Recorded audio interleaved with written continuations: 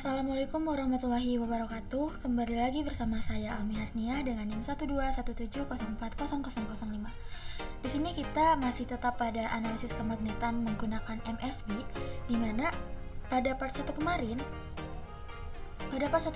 kita telah menentukan nilai μF. Nilai μF ini dimana pada penentuannya kita memerlukan nilai XD, faktor koreksi XD. Nah, kemarin kita faktor koreksi XD-nya sudah menggunakan data, tapi belum dibahas bagaimana sih cara menentukan nilai dari faktor koreksi XD ini. Nah, sekarang kita akan membahas mengenai bagaimana cara menentukan faktor koreksi XD ini sehingga didapat hasilnya 193,6. Oke, namun sebelum kita pada faktor koreksi XD, sebelum kita menentukan nilai faktor koreksi XD, di sini saya akan membahas sedikit terlebih dahulu mengenai nilai μF. Nilai μF ini nantinya akan menunjukkan seberapa banyak pasangan elektron bebas yang ada pada senyawa yang kita uji. Kalau di sini pada FAS ya, pada ferroamonium sulfat. Nah, namun di sini nilainya itu berupa angka desimal, ada 5,000. Jadi ada angka di belakang koma. Di sini kita akan membuat si angkanya itu dibulatkan ke bawah supaya nantinya terdapat hanya satu angka.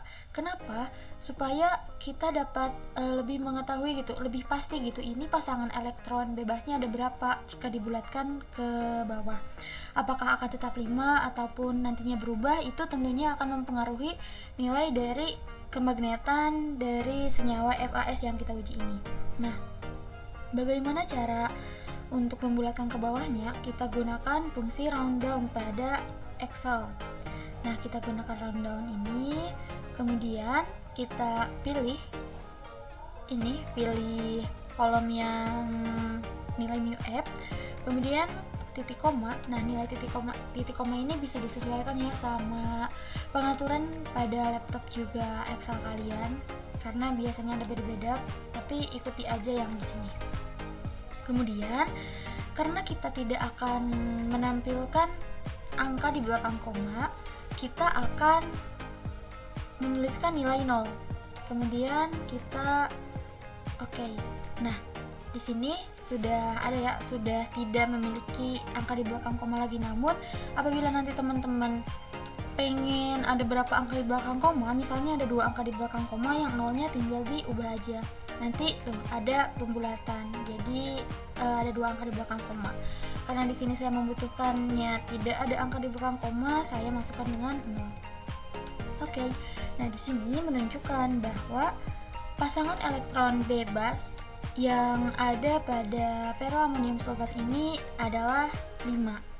Oke. Selanjutnya kita akan menentukan dan menghitung nilai dari faktor XD, faktor koreksi XD ini. Oke, kita langsung saja. Nah, di sini ada beberapa data yang diperlukan, yang saya perlukan, yaitu ada data kation, data anion, dan data dari ligan umum.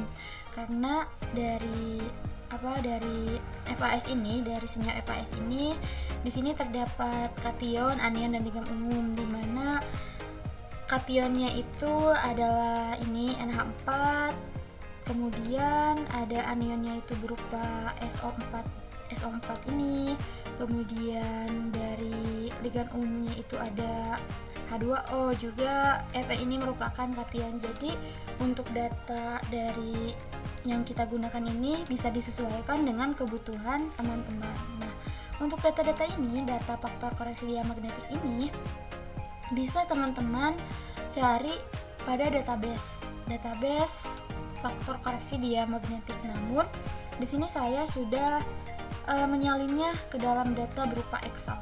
Oke, kita langsung cari saja bagaimana cara menghitungnya dan tentukan nilai dari faktor koreksi XD-nya. Nah, pertama-tama kita karena di sini ada 2 kation, terus 1 anion dan 1 ligan umum, saya akan memasukkan terlebih dahulu kation, anion, kemudian ligan umum, kemudian memasukkan kation lagi. Nah, oke. Untuk menentukan nilai faktor koreksi XD, kita akan menggunakan dua fitur dalam Excel ini.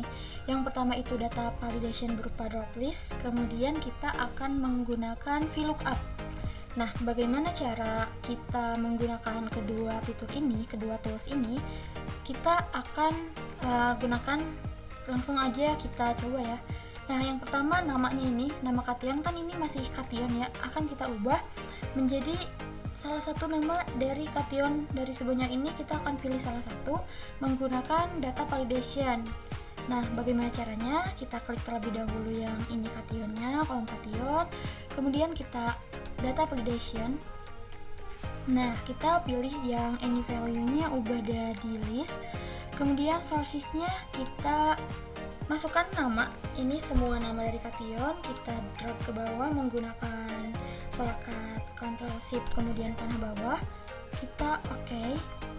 Nah, tadi kan ini nama kation, nah ini tanda segitiga ini kita bisa lihat, kita bisa ubah-ubah tuh, ini bisa ubah-ubah, kita mau pilih yang mana, nanti kationnya disesuaikan dengan yang mau kita cari.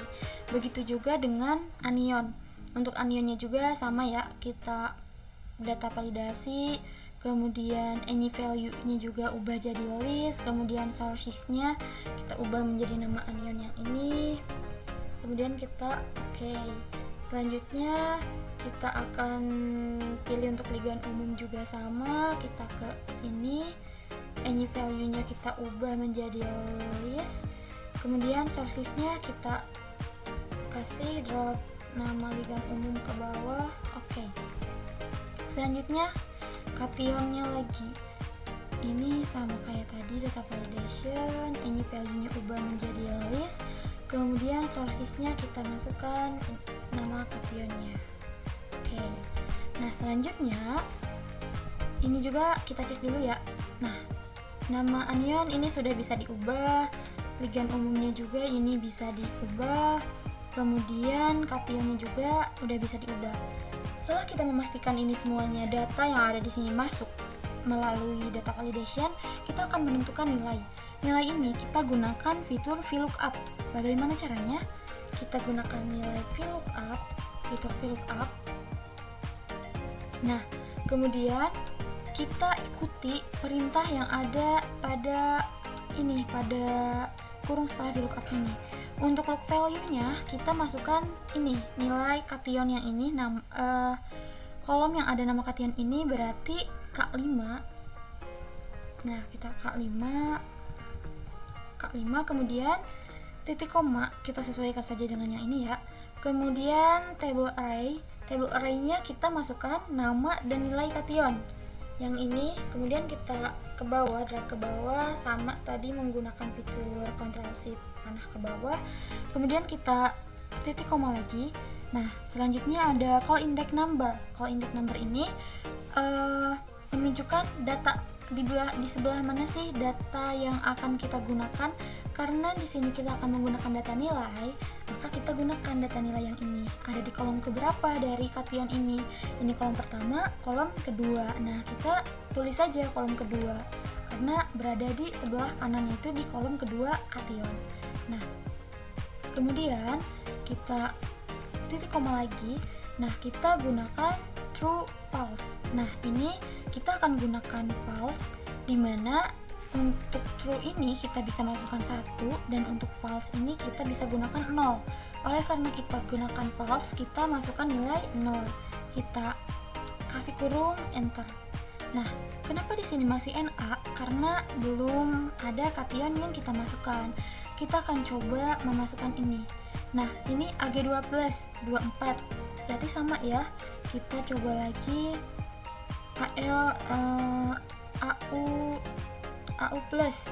Nah, ini 40 sama ya, sama. Kemudian kita lakukan juga cara yang sama untuk anion.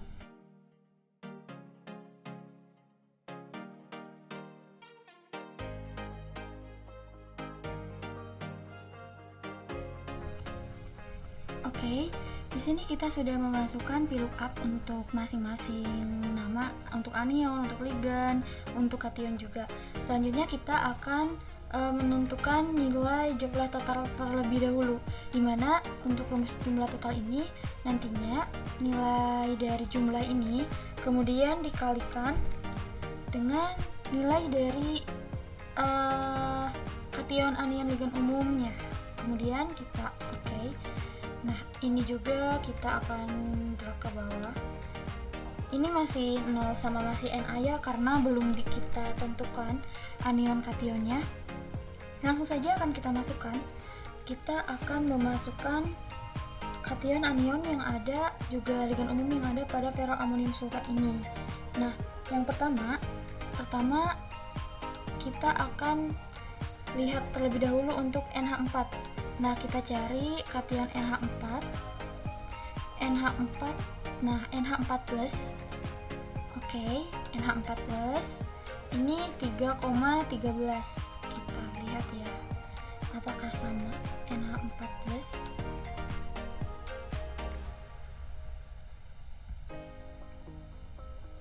Nah, NH4+ 3,3, berarti datanya sama ya, dan datanya sudah valid. Karena kita sudah valid, kita bisa lanjut kepada data selanjutnya. Untuk anionnya kita akan mencari dari SO4. Nah, kita cari SO4 2-. Ini sudah ada datanya. Kemudian ligan umum, ligan yang ada pada ferroamino sulfat ini adalah H2O. Kita cari ligan H2O. Nah, ini H2O. Kemudian kation selanjutnya adalah Fe, di mana Fe-nya ini merupakan Fe2+. Fe. Nah, Fe2+. Kita sudah dapat nilai dari kation, anion, dan ligan umum yang ada pada ferroamino sulfat. Kemudian untuk jumlahnya.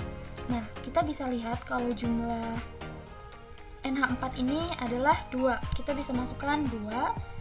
Nah, otomatis pada totalnya juga akan langsung menjumlahkan. Kemudian untuk SO4-nya juga sama, ada 2. Kemudian untuk ligannya di sini ada 6, ligan airnya ada 6, dan untuk Fe-nya itu ada 1. Fe2+-nya itu ada 1. Nah, ini sudah ada data totalnya. Sekarang kita tinggal menjumlahkan berapa total dari nilai koreksi diamagnetik ini. Kita akan menggunakan tool sum. Nah, sum. Kemudian kita drag ini, kemudian kita enter. Nah, nilainya itu faktor koreksinya 193,6. Kita lihat pada ini 193,6. Jadi begitulah cara menentukan nilai dari faktor koreksi diamagnetik menggunakan kalkulator XD. Mungkin sekian dari saya. Terima kasih. Wassalamualaikum warahmatullahi wabarakatuh.